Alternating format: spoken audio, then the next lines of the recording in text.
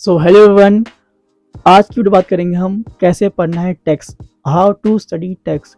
Actually क्या है, जो बच्चे हैं सी एस स्टूडेंट है, सी एस है, सी एम ए है या अदर एग्जाम के स्टूडेंट्स है जिसमें टेक्स्ट पढ़ना होता है, वहाँ पर दिक्कत आती है कि टेक्स्ट कोई नॉर्मल है नहीं, उसमें बहुत चीज़ें प्रोविज़न भी है, उसमें बहुत चीज़ थियोरटिकल चीज़ें भी है, प्लस न्यूमेरिकल होता ही है, चाहे जी एस टी हो या इनकम टैक्स हो या कस्टम ड्यूटी हो, सब में बहुत चीज़ होती है वैरायटी पढ़ने में।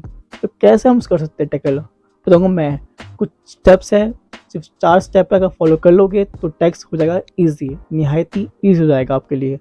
तो बात करते हो क्या स्टेप्स आपके। Let's begin. So first thing है कॉन्सेप्ट। आपको अच्छे से कॉन्सेप्ट पढ़ना है, चाहे आप कोई लेक्चर देते हो, कोई बैच लिया आपने या कहीं फ्री में पढ़ रहे हो, कुछ भी कहीं से पढ़ रहे हो, लेकिन हर चीज़ में कॉमन क्या है, कॉन्सेप्ट। बिना कॉन्सेप्ट के आप आगे जो प्रोविज़न है पढ़ना है उसको आगे जो अप्लाई करोगे एग्जाम्स में कोर्सेज में वो नहीं कर पाओगे बिना कॉन्सेप्ट के। ठीक है, अब मेरे पास वो बैच है, ठीक है। तो अगर आपको पढ़ना है फ्री में टेक्स्ट, तो मैं बता सकता हूँ आपको कि जो सीए विवेक गाबा हैं उनके लेक्चर्स फ्री होते हैं यूट्यूब पे, तो वहाँ पढ़ सकते हो। काफ़ी अच्छे लेक्चर्स हैं वहाँ पर, आप पढ़ सकते हो टेक्स्ट, वहाँ पर अच्छे से कॉन्सेप्ट को अच्छे डीपली एक्सप्लेन करेंगे। ठीक है, तो प्लीज़ मैं कहता हूँ अच्छे से पढ़ लेना वहाँ से, वरना आपका जो भी बैचेस है जहाँ क्लासेस कोचिंग ऑफलाइन कुछ भी हो, वहाँ से कॉन्सेप्ट पढ़ लो अच्छे से। ठीक है, बिना कॉन्सेप्ट के कुछ नहीं कर पाओगे। सो आपको करनी है प्रैक्टिस। यस, बिना प्रैक्टिस के आप चीज़ें कर नहीं पाओगे, आगे कैसे उसको अप्लाई करना है, कैसे सॉल्व करना है वो नहीं कर पाओगे। तो प्रैक्टिस तो कंपलसरी है। आपको कोई बुक उठानी है, चाहे मॉड्यूल हो कोई अदर बुक हो, बस करनी है प्रैक्टिस। ठीक है, तो नेक्स्ट स्टेप आपका वो है रिवीजन। बिना रिवीजन करे आप भूल जाओगे। यस, तो करना क्या, आपको रिवाइज करना पड़ेगा उसके लिए।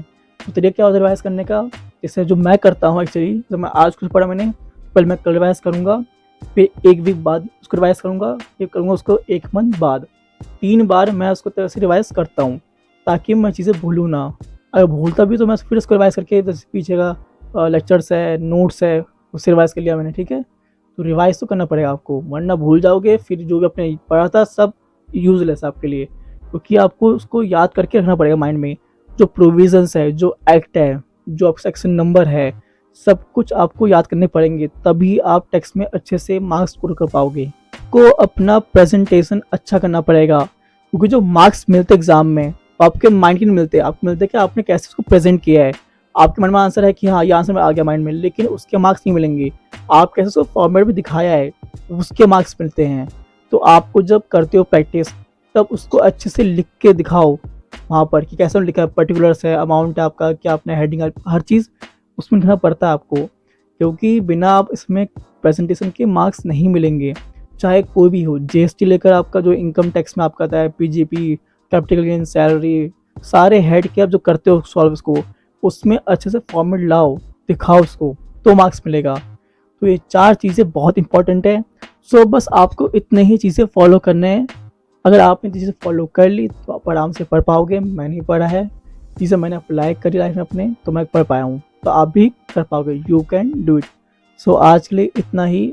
अगर आप लोग ये वीडियो हेल्पफुल थी तो लाइक करिए एंड सब्सक्राइब करिए।